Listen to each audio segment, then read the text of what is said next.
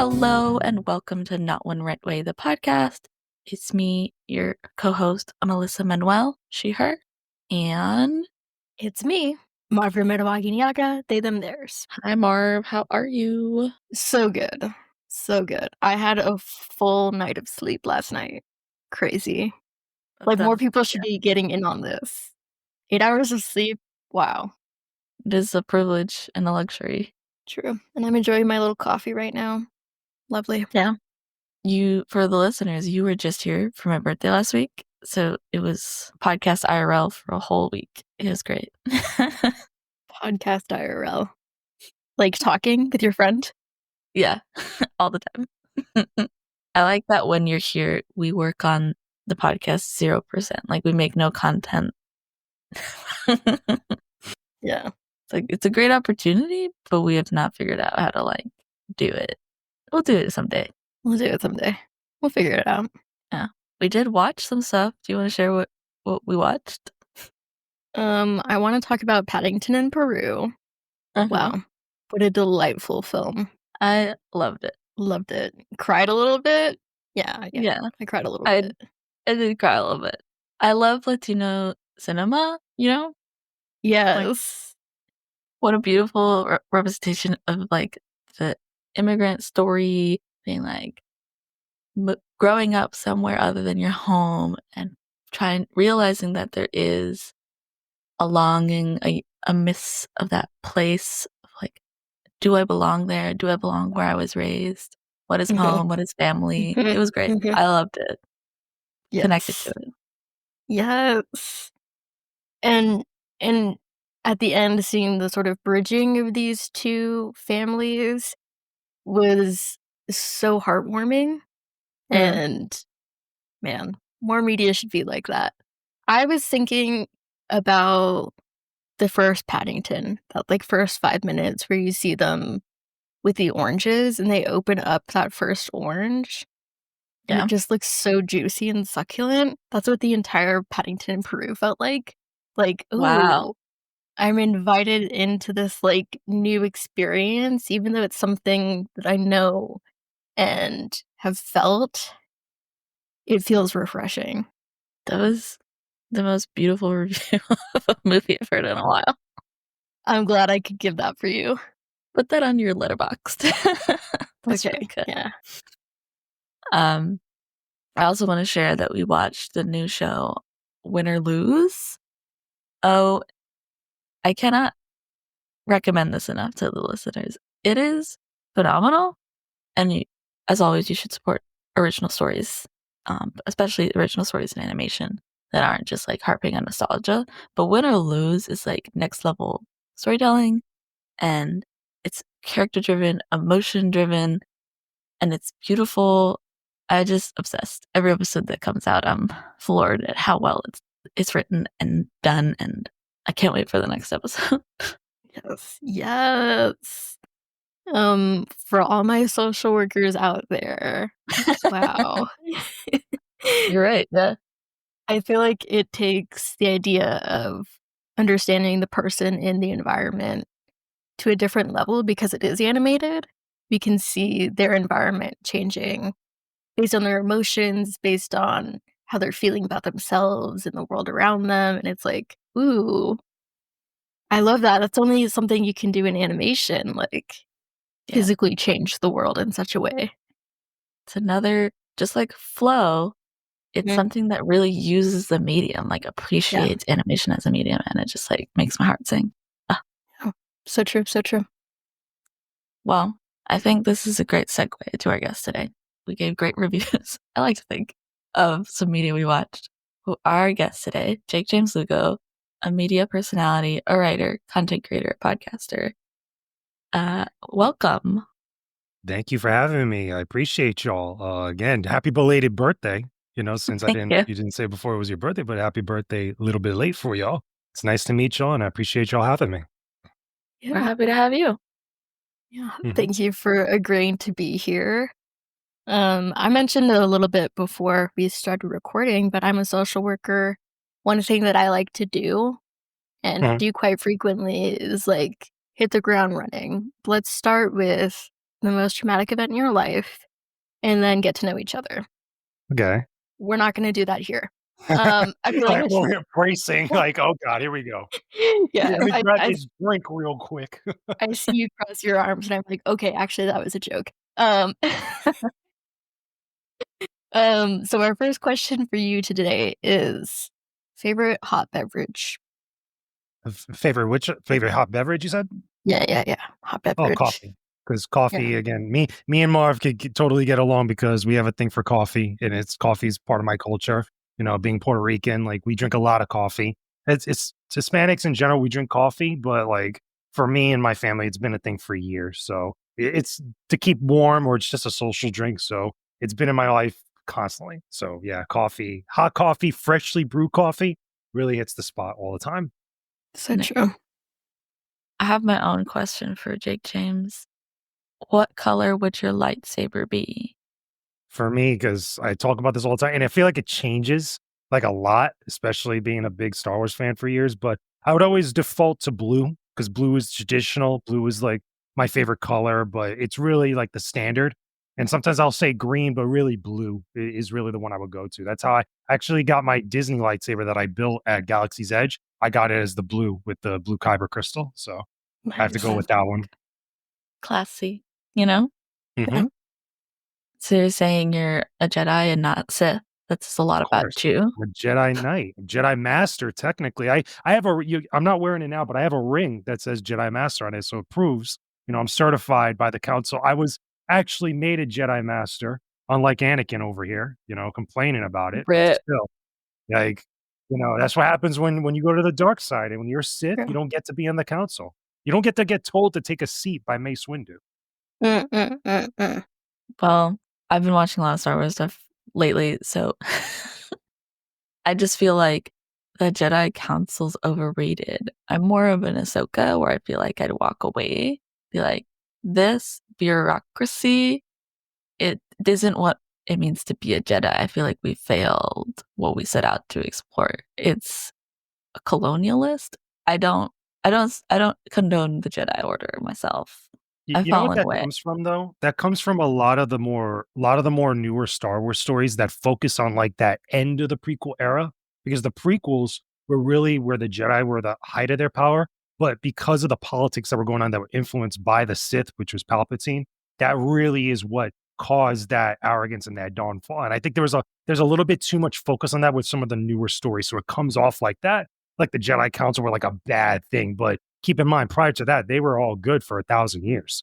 Like, that was a thing that they even say in the prequels and stuff. I just think that everybody gets too caught up on it, and I love Ahsoka. Ahsoka's great. Ahsoka was cool with the council for a bit until all that other stuff happened. Until they manhunted her and were like, Yeah, I gonna can't even find that. what to They her. have to take that out. That was on them.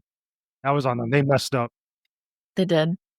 I think it's very interesting, the whole like politics of it all, but you're right, it is all influenced by Sith Lord and Palpatine. But they got so involved in politics and they did lose sight of like what it meant to be a separate like entity. They became That's soldiers. war for you. That's what happens. Again, a lot of that's due to the chancellor, Palpatine, and all the other crazy politics with the CIS, the Trade Federation stuff. But still, like, there's a lot of lessons there, like political allegories that are in the prequels and stuff. Especially, the original Star Wars was a little bit more focused on Vietnam, or at least that era of, like, U.S. history. With this one, it was kind of like the inverse of that with the prequels. George Lucas always said, like, it's about rhyming, like, in different ways, where that story is told one way and then you inverse it and it kind of goes hand in hand with the other. It's cylindrical. It's really interesting stuff, and it shows there's a lot of thought that goes into a lot of that storytelling. Yeah.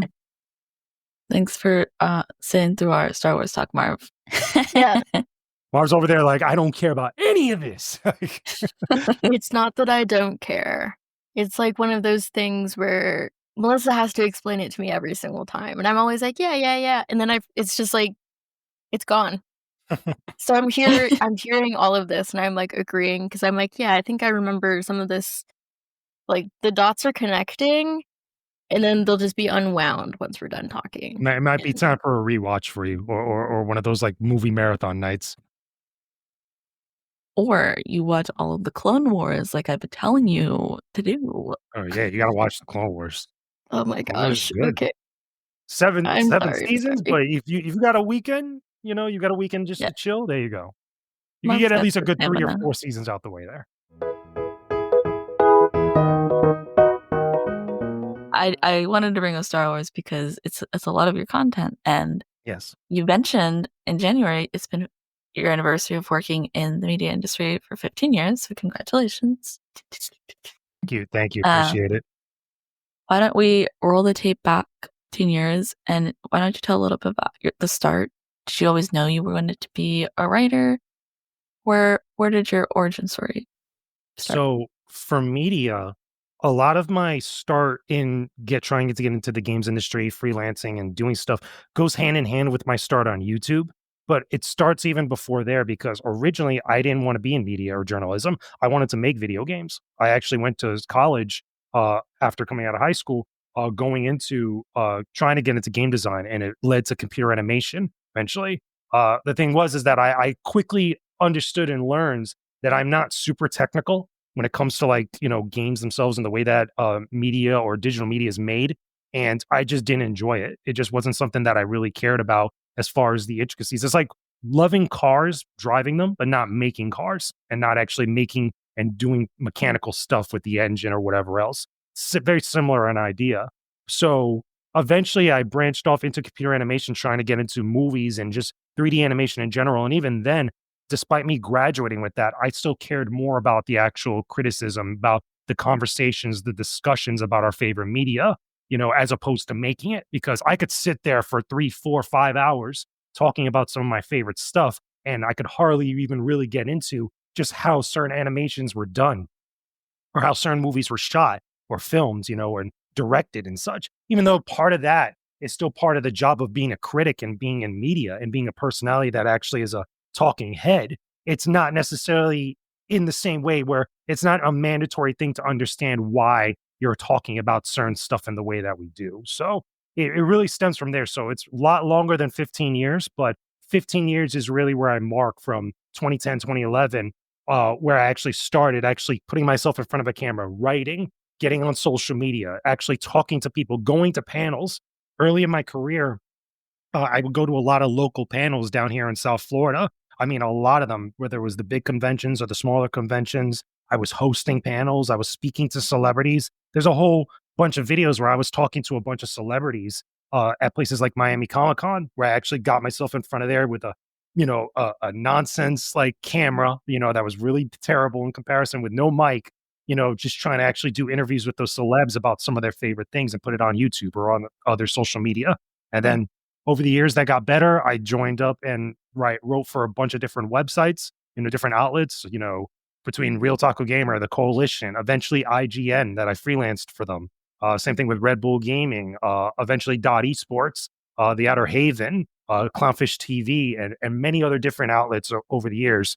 Just again, being part of the conversation about media, about games, about movies, TV, Star Wars, obviously pop culture in general, and it just kept going up and up and up from there. And right now I'm at this point where I'm still trying to break into the industry in a big way to get hired for like a larger outlet where I want to be full time at like an IGN or like an Entertainment Weekly or like a GameSpot or any of those major media outlets that have the people there talking about their favorite stuff or about the audience's favorite stuff. That's what I love to do. It's just one of those things where it just fits right and it's just fun to be a part of. That's awesome. Yeah. That's a fun story of just being very accepting of knowing what you like and what you don't like, being like, I love games, but I really don't want to make them. Yeah, and I think a lot of people feel that way. It's like you could be the biggest fan of video games or movies in the world, but as soon as you put into that atmosphere where you actually have to start making the things that you love to watch, it's a very different story. It's a very different feeling. Yeah. True.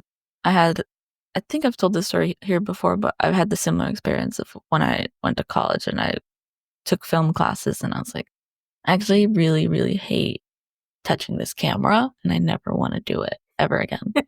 It's like I can't stand this thing right now. Like, look at this. Like, ugh. Why do I have to white balance That's and how I figure out felt focus? when I had to look at Autodesk Maya, which is the 3D program Mm, that for a yeah. while most colleges, especially art colleges like art institutes and stuff, we're using to teach students how to actually do animation or actually how to break into the movie industry. Because remember, CGI and computer graphics and animation was big for a lot of movies because we had a lot of special effects and other things. It was Autodesk Maya and 3D Max. And at some point, I didn't even want to look at a computer that had that running on it or just installed it. I was like, you know what?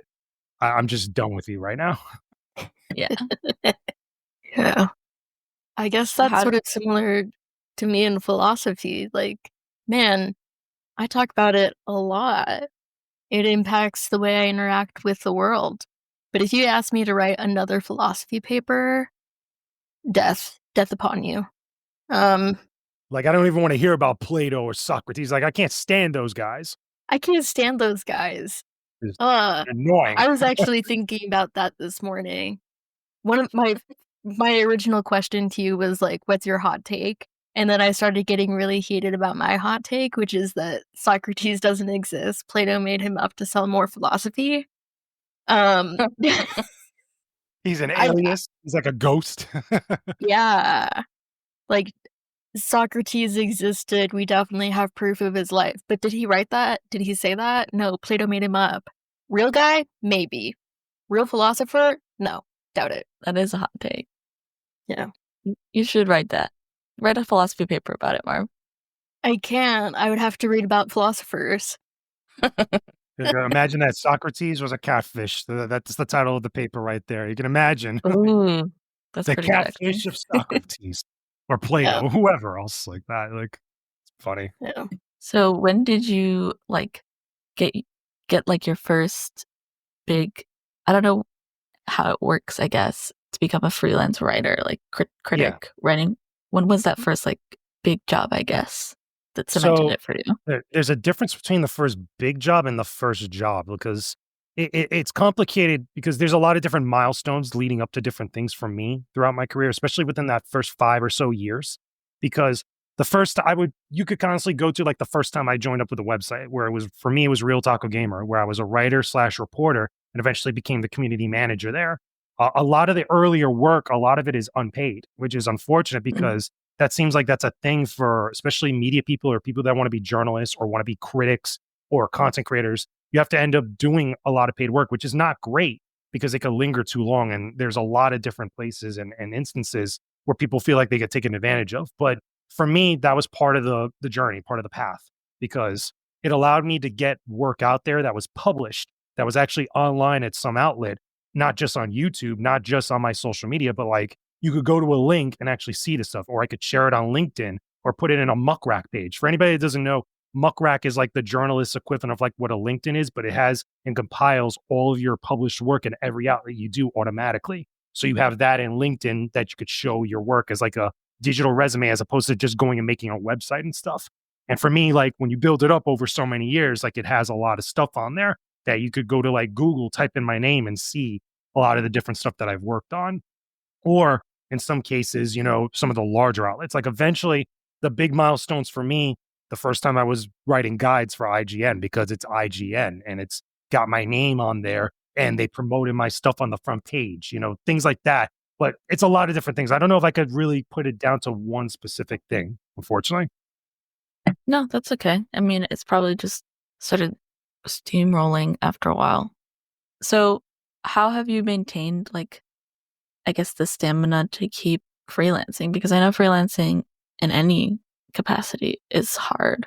Yeah, it's very tough. And there's a lot of different things because one doesn't want to keep freelancing forever. And also two, people want it to lead to something, obviously a full-time gig. And I Mhm. think that a lot of it often, not just in the games industry or the entertainment industry, in almost every industry, I would argue, there's a lot of factors that are just out of your control. And it's not like you're doing anything wrong where you're not doing enough work, you're not making enough phone calls, you're not putting out enough emails, you're not putting in enough pitches. Sometimes things just don't work out. And it's like you just have to sit there and just wait or take it on the chin. And that's not built for everybody. I think that's something that not a lot of people could really take because they want results now, which is what everybody wants, especially when it comes to work, especially when it comes to, building up a home or building up whatever else. And for me, obviously, part of it is the love of the work itself and the love of being immersed in all this, the love of being able to say that I get to go to movie theaters and part of my job is to review movies or to talk about them or play games and to talk about them. or to go to events like conventions or expos and that be like a relevant thing to the career path that I want to be on or want to be a part of or the legacy I want to leave. And for me, like that's more than enough. That's a good chunk of it. But I think also is just meeting a lot of the different people, immersed in all this that are not just like-minded, because you're not always going to have people that are like-minded where you agree on everything, but just like the diverse amount of like people, perspectives, and just, welcoming conversations and welcoming groups of people that are around you. Because let's be real, gaming is a very diverse industry where there's a lot of different people, of all types, that are in it. Whether it's people that are involved just for the money, whether it's people involved with just the passion of it, there's a lot of different things. So a lot of that keeps me in the game. It keeps me hopeful because there are some very grim days, I'll admit, like that everybody, especially if you're a freelancer in any industry, you go through, and it's not something that you ask for, but it just happens. Like obviously COVID was a big thing when the whole pandemic hit. A lot of people were either hiring a lot or not hiring at all, or accepting pitches or just straight up just going cold on any pitches, weren't even looking at emails. Like it's stuff that's not intrinsically like tangibly where I could actually control that. It's more dependent on somebody else's like whims that day. And it's not fair. It's often very, very inconsistent. But unless you really love this stuff, it's definitely not for everybody. I'm curious about your first love. Like, what was the media that you consumed, maybe like when you were younger, that like, oh shit, this is it. This is going to be the only thing I talk about for 5 years. What was that for This you? is my personality now. Well, for me, again, it's weird because this almost sounds a little too cliche, but this is 1,000% true.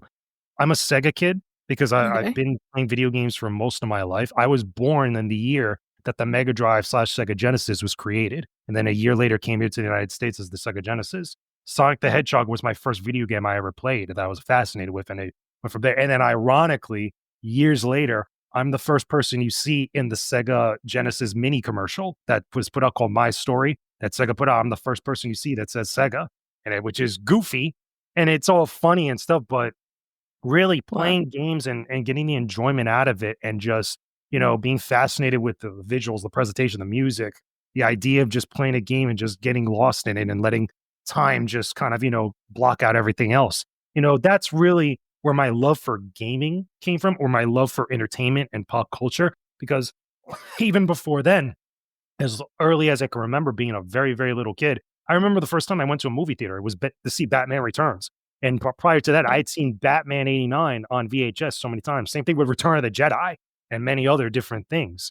But when it came to the actual work itself, when it came to actually talking about stuff, I think it happened years later when I was a little bit older and I was watching Mhm. things like G4 TV on cable and seeing people like Adam Sessler and Morgan Webb actually talk about different things and get, deep into conversations where that could actually be a thing.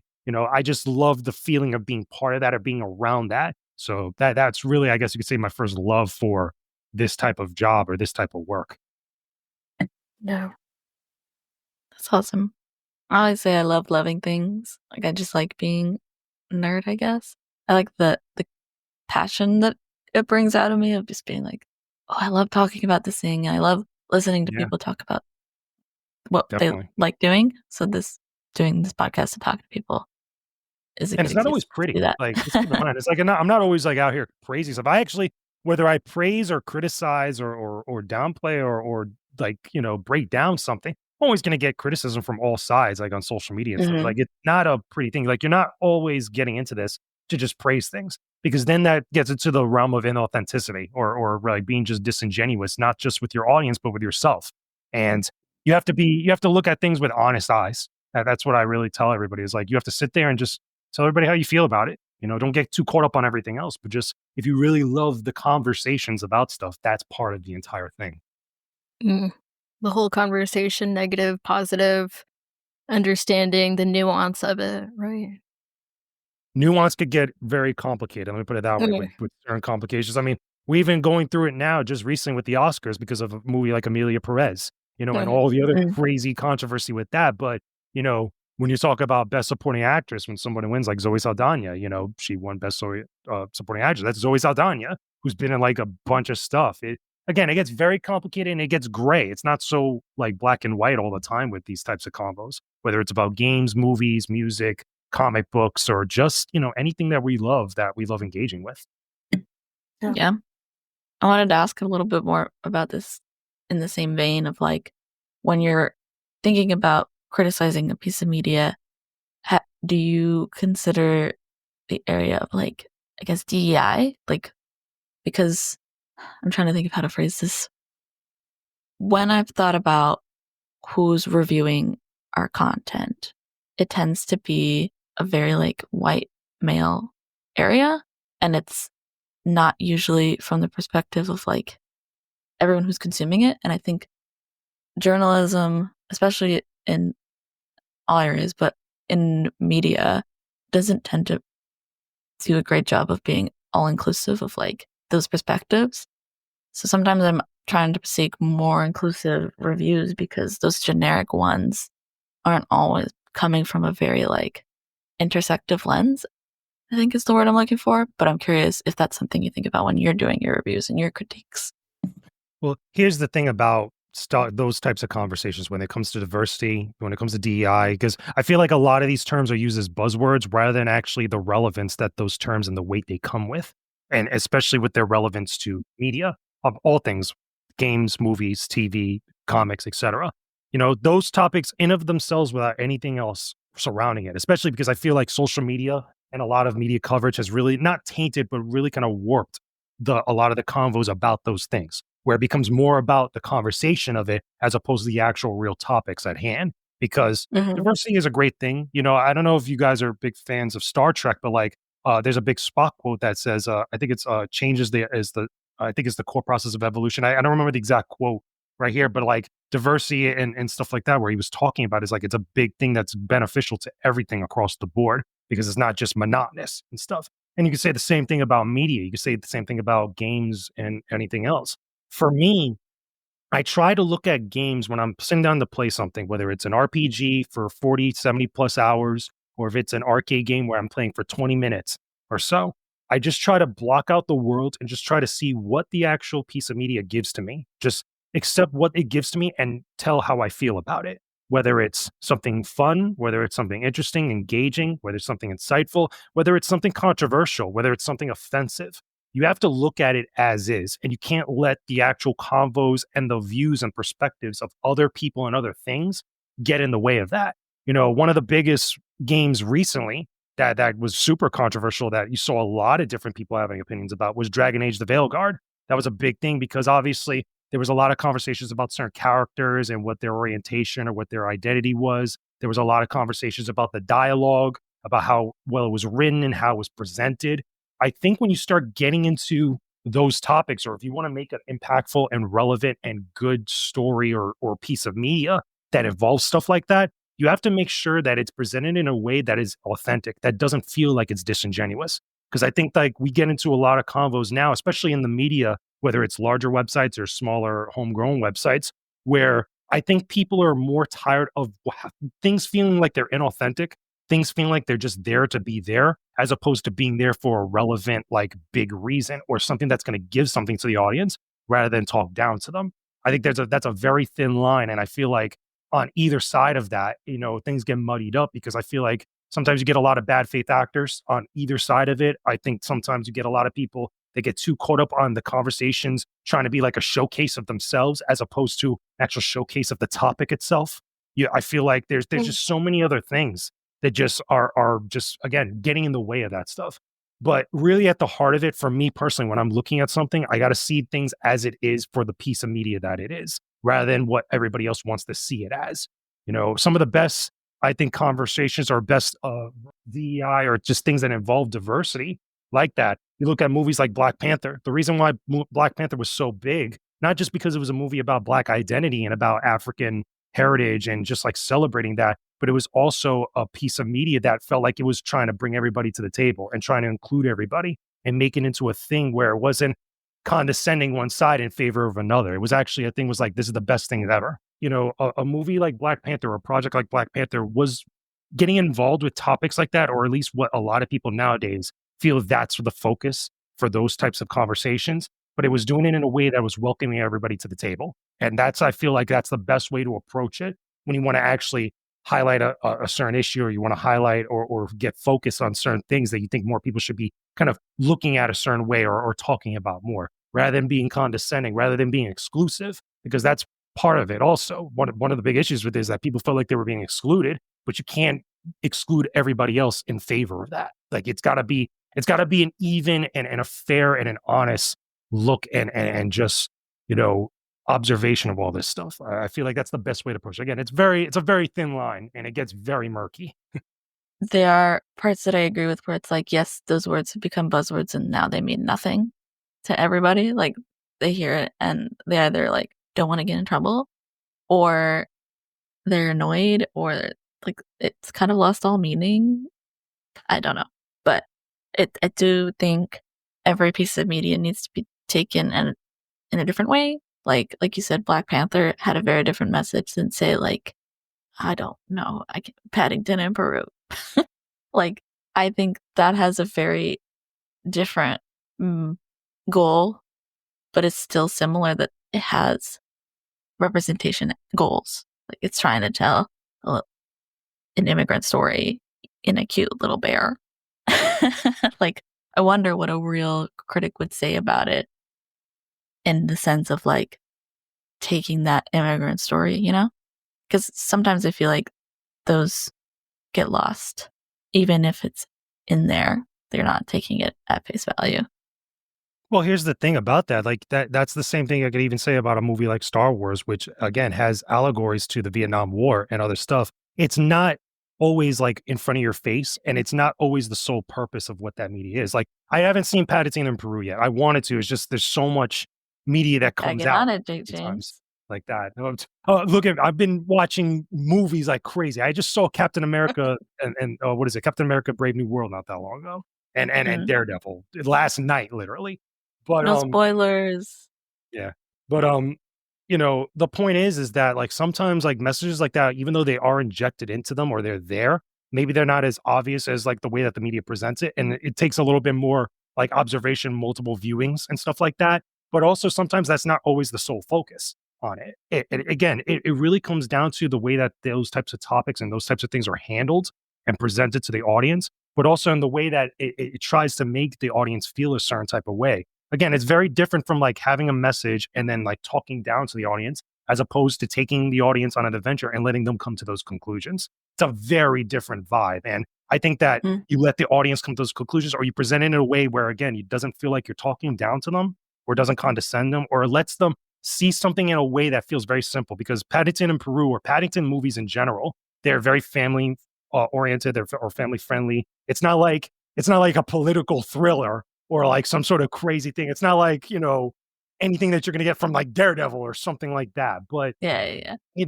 it all comes down to the handling of it, and the way that it actually tries to give something to the audience and the ways that it approaches it. Yeah. I I guess I've just been thinking about the role of the journalist on the media, on like the masses' opinion, because I think what you do is important and what you write is important, because it ends up setting the tone for what people think about the content, or think about, or make a lot of people form their opinions based on headlines and based on like what Well, you're that writing. that's part of another problem though, that actually it comes down to, one, the individuals that are part of the outlets, or the people that are the critics and stuff. It comes down to a lack of understanding of what our role really is and what our responsibility and duty is. Because again, go back to a little bit of Star Trek. If you ever heard of the Prime Directive is usually made to not interfere with growing civilizations and not influence it with our own stuff. With us in the media, our prime directive is to just present things to the audience and to give a perspective or give a lens, but not dictate their conclusions and not dictate the way that they should feel. It should be them that actually comes to their conclusions on their buying decisions Mm. and how they actually stand on certain stuff. I can only give them my perspective and give them the info from what I see from my vantage point. I'm not there to actually, you have to feel this, or no, this is what you should feel about this film. That's not the role of any media person, let alone journalism, and let alone a critic. It's really us trying to just give them another opinion. It's like getting a second and third opinion on like a doc from like a bunch of doctors and stuff. on like whatever condition. But at the end of the day, Yeah. it's the patient that decides whether they take the medicine or not, or whether they actually go about things a certain way or not, and how they deal with their ailment or how they deal with being healthy.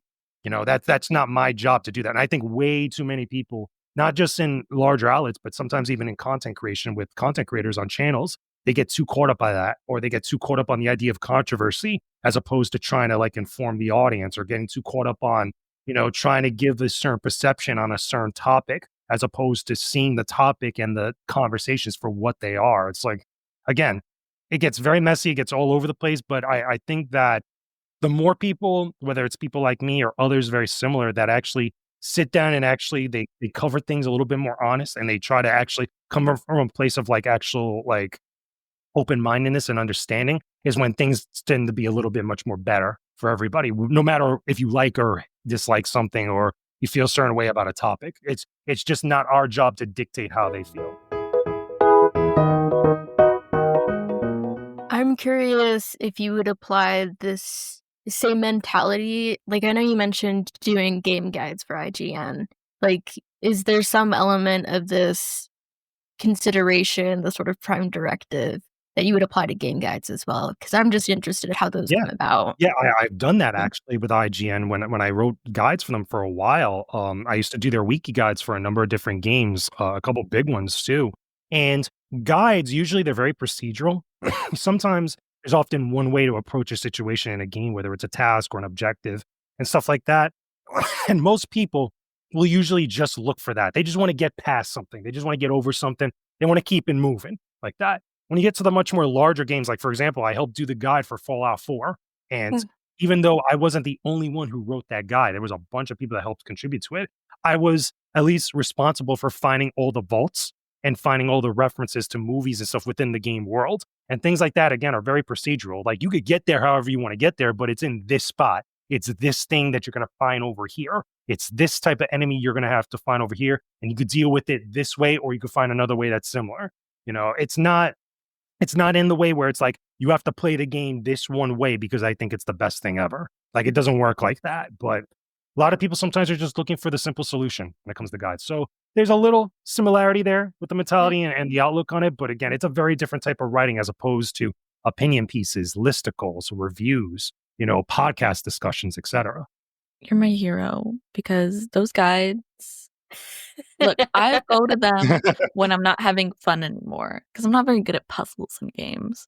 And sometimes I'm just sitting there and I'm like, if I'm banging my head against the wall for 30 minutes and I'm suddenly realize I'm not having fun, I'm just gonna look it up. I'm just gonna look it up.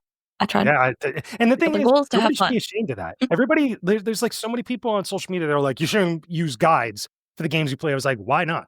I got the game. I'm playing it the way I want to play. If I just want to get past something, keep it moving. Like, there's not a big deal. And for the record, it's not fun making guides sometimes. I've had to do guides for IGN for games like Dark Souls 2, Scholar of the First Sin. Oh I had to do it no, for not Neo. dogs. I had to do it for WWE 2K16 and 17, or 17 and 18. I had to do it for Tekken Wow. 7. I had to do it for Nier Automata. The game, if you ever played the indie game Kingdom on PC, a lot of different. Oh, and I had to do it for Ghost Recon Wildlands, which, by the way, that and Naruto Ultimate Ninja Storm 4, I had to do the guide, the review, and video content all at the same time for that Wow, particular game. you know that game All well. all written by me. I had to do the scripting. I had to get the footage. I had to put like time codes for the cuts for them. It was a pretty grueling process on top of writing this guide for this game while I'm playing it. Right. And the other thing too, Yeah. you're the only person in the world that's played that game, or one of the few people that's played that game, and there's no other help you could get. So you kind of just gotta wing it and just go with the flow. Like you need a guide, you wanna you wanna find the answers. But there is none. Yeah. That's crazy. Are there guides for Hello Kitty Island Adventure? I'm pretty sure. I Yes, wouldn't be surprised. there are many. There's something in it. You can find a game facts anywhere. You can find a wiki guide somewhere, or Wikipedia's The got amount of something to link to it. the amount of times I've looked up Hello Kitty Island Adventure guides is a lot. You think There's that's a lot of crazy? puzzle Look at the room. Sailor Moon lore when it comes to the Sailor Moon fighting games and stuff. That gets deep. Ooh. That gets crazy. They have stuff at Evo for that game. There's Sailor Moon fighting games? Yeah, there's a Sailor Moon fighting game that came out only in Japan originally. Yeah, I believe it only came out in Japan, but It was played in places like Evo and other fighting game competitions. Seriously, because of how Whoa. insane that game can be. I believe it. At least they can fight in the game if they can't fight in the show. I also want to call back. You said if any of us were Star Trek fans, and then Marv was silent, even though they're a Okay, huge Star Trek nerd. okay, I'm a okay, TNG guy. I'm a Picard man. I'm a Picard guy. okay. I'm Yeah. just wanted to clarify that, Yeah. you know, Yeah, I love Star Trek, keep even us though I'm more of honest. a bigger Star Wars fan, but I followed Star Trek. I watched all of TNG growing up, and then I've seen every Star Trek thing up to this point now because, it's part of the whole gig and everything else, but still, I enjoy it, but I'm a TNG guy. Will Riker and Captain Picard, those are my guys. Respect, Who's your respect. favorite, Marv? I'm an original series girly. Like I think Kirk and Spock are just like such compelling and interesting characters. 100% Spock is like one of my favorite characters in the world. Um, That's Spock, that Leonard Nimoy, who's Leonard also, Nimoy. Xehanort from Kingdom Hearts. Wow, Yeah, he's a voice actor for I don't Xehanort know. in Kingdom Hearts. Before he passed, he did all the voice Mm, acting for it in multiple games, except for part 3. that's good. That's a fun fact. Do you have any final like words of wisdom or advice for people who would also like to be writers or media personalities Yeah. doing kind of what you're doing?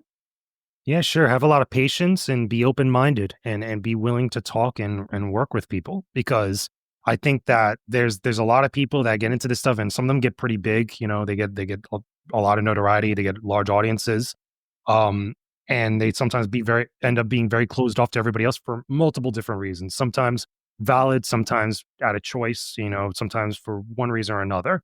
But at the same time, they also get very closed-minded because I've met a lot of different people in content creation that have a big chip on their shoulder about those that work at larger outlets. I don't know if you've ever heard the phrase, you can't spell ignorant without IGN, which I think is such a stupid phrase because a lot of Uh, people a lot of people went to places like IGN and many other outlets similar to it for their news, for their info, and for guides and for cheats and for all this stuff. Like there's a relevant thing there. And you can't just dismiss that if you want to be part of all this. And you can't be dismissive of it either, especially if you want to work with people or find a larger audience or reach out to more people. I've met individuals that just don't understand that. And I think that's one of the worst mentalities you could have in a space like this because we're all into games, we're all into pop culture, we're all into movies and this stuff. And there's no reason to put those divisions there amongst people, especially if you want to find the best people to work with, or if you just want to try something different, or you want to just reach out to new people. So be open minded, just work hard and just enjoy what you do. And like I said, have a lot of patience because this stuff doesn't just happen overnight. A lot of those stories about people going viral and people hitting it big so quickly and stuff, a lot of that is over exaggerated. And a lot of that often isn't happening in the way that it's described because it takes a long time. Look, I've been at this for 15 years now, and I'm still working towards the bigger goal that I've wanted for a while because I really love this stuff. And eventually it'll happen and eventually it'll happen at the right time. What's for you is for you. That's a Michael B. Jordan quote. And it's totally true. It just takes time and a lot of patience to do all this stuff. So enjoy it as it lasts. good good advice for sure. And I forgot to mention, I'm also from Florida, so I hope Yeah. Which it's not is it? too Is South Florida? gross I'm there. not Yeah, yeah, I grew up in like Broward County. Oh, you're right My there. well, You're right there. yeah, I'm down here near the same area. nice. Yeah, my parents moved to Miami, but I spent a lot of my formative years down in What's Broward. funny is that pretty soon, in like a couple days, I'm going to Sunrise Comic Con. I'm actually a panelist over there, which is like right around the corner. Oh, fun. Well, have fun. I didn't even know we had Comic Cons when I was a kid. Yeah, I would have we loved to had have a gone. bunch. Apparently, Florida's got the most conventions out of every state, with maybe the exception of maybe like California or something, like yeah. super random. That's man, if little Melissa knew there was a lot of Comic Cons, probably wouldn't have been healthy for me to go. Just so much nerdiness pouring out. Oh my Yeah, gosh. would have had too much fun. But I no, that's I'm very cool. interested in seeing these alternate universes where one, Melissa watched Glee while it was airing, and two, No, Melissa had access to Comic Con. Yeah, that's what we call variants, since we're all Yeah, fans of the Marvel Universe. There'll be some interesting variants. so true. the universe where Melissa watched Glee while it was airing is a dangerous one. I remember Um, commercials for that when that was, like, airing at the time. Like, you ever, like, go back and look at some of the promos for, like, some of your favorite shows? Like, I've done that with TNG before. I've done that with, like, Buffy the Vampire Slayer and many mhm, others. Like, just go back and look at the commercials for those 'cause that's, like, such a nostalgia trip. Even for toys and Mhm. stuff at the time, like, yeah. that's a fun nostalgia trip. Sometimes I watch the, like, compilations of just ads that would air in the late '90s, Yeah. early 2000s Oh, man, just I to feel used to do that with something. Fox and CW, all those, like, CW bumpers, like Michigan J. Yeah. Frog or something. Oh my god. That's a trip. It's it feels good. I don't wanna watch ads from today. I hate watching ads, but I will Yeah, they're watch 30 terrible minutes of compared to ads back then. from the '90s. The commercials from '90s and early 2000s were, like, boss compared to what we got now, like, it's not good now, it's terrible. So, Like, I we wanna got watch a fly Zoo Pals ad. back in the day, like, a certain commercials, especially for, like, cereal commercials. That was some fly, you had to be in the lore with that. Reese's Puffs, Reese's Puffs, yeah, Or, a Golden Crisp. Like, there's a three-part epic for, like, Golden Crisp back true. in the day. Like, it's When they couldn't find Froot Loops. Crazy. yeah. It was a yeah, magical time for marketing. Have you guys seen the Tubi ad with the guy that has the head that's, a cowboy hat? Yeah, I saw that a lot fairly recently. Like, he was born like that, it was super Yeah. random. It's disturbing. I don't know Okay, why they made that. I will send it to you, Melissa. please don't. Well, Jakejames, thank you so much for being on the podcast. Make sure to listen, follow all of Jakejames's socials if you would like to plug them. Yeah, sure. You can find me literally everywhere at Jake James Lugo on Twitter at Jake James Lugo on Instagram at Jake James Lugo. TikTok, I'm uploading every single day, multiple videos. TikTok.com/ at Jake James Lugo. YouTube as well, like multiple times throughout the week, almost daily because of the YouTube shorts, but same thing, Jake James Lugo. You'll find me on Threads and on Blue Sky at the same name. And everywhere else, I'm constantly sharing my content. I'm constantly talking to people I every single day. And just enjoying a lot of this stuff that we love. So be cool and just come say hi and follow me and subscribe and show some love. awesome. Chris, thanks so much for joining us. It was really nice to chat and get to know you. Thank you. Appreciate it. Thanks Yes. for having me. Yeah, Of it was course. wonderful talking. Have a great day. Yes. Bye. Take it easy, everyone. Yeah, you as well. Bye. That was our conversation with Jake James. You know, when you meet somebody who's just, like, really talented and just, like, here's what's not, Mhm. like Like somebody who understands what they're doing in their craft and yes. like has integrity. Mhm, mhm, mhm. Yes, those were the words I was trying to say, actually. Um, Really appreciated it. Like someone yeah. who appreciates journalism. Mhm. That's what I miss. I really like talking to them. Thank you so much, Jake James, for coming on the podcast. Yeah. I love talking about content. So Yeah, and somebody that has just, like, such a broad knowledge of, like, pop culture and, like, gaming and stuff, like, that's not my niche, but it mhm. doesn't need to be because it's somebody's, you know? Yeah, like his ability to switch between like games and movies and TV. Mm, I admire it. I wish to be that someday. Yeah. I mean, I work on it, I get my reps in every day. I watch a little TV here, a movie there, play some video game. Play Hello Kitty Island Adventure. Yeah, just Hello Kitty Island Adventure right now. But someday I'll reach level 17 friendship with Retsuka, and I will be more powerful than anyone. Yeah. Thanks so much for potting with me, Marv. Yeah. I don't think I liked that. I'm not You potting don't like with that? you. We're You're not potting potting with me? together. Okay. Thanks for potting together. Is that better? No, it sounds worse, actually. I'm Yeah, sorry. it sounded worse. I've heard it lots of people on other podcasts say, "Thanks for potting with me," but I won't say it to you ever again. Yeah, please don't. And I won't say we're potting together. We can make that Sounds like agreement right COVID now. times. Like we're in a pod. Yeah, okay. I won't say that ever again. Thanks for chatting with me, Mar, and I love you. I love you. And thank you to Les for our cover art, and thank you, Mar, for editing. You're talented and amazing. Thank you.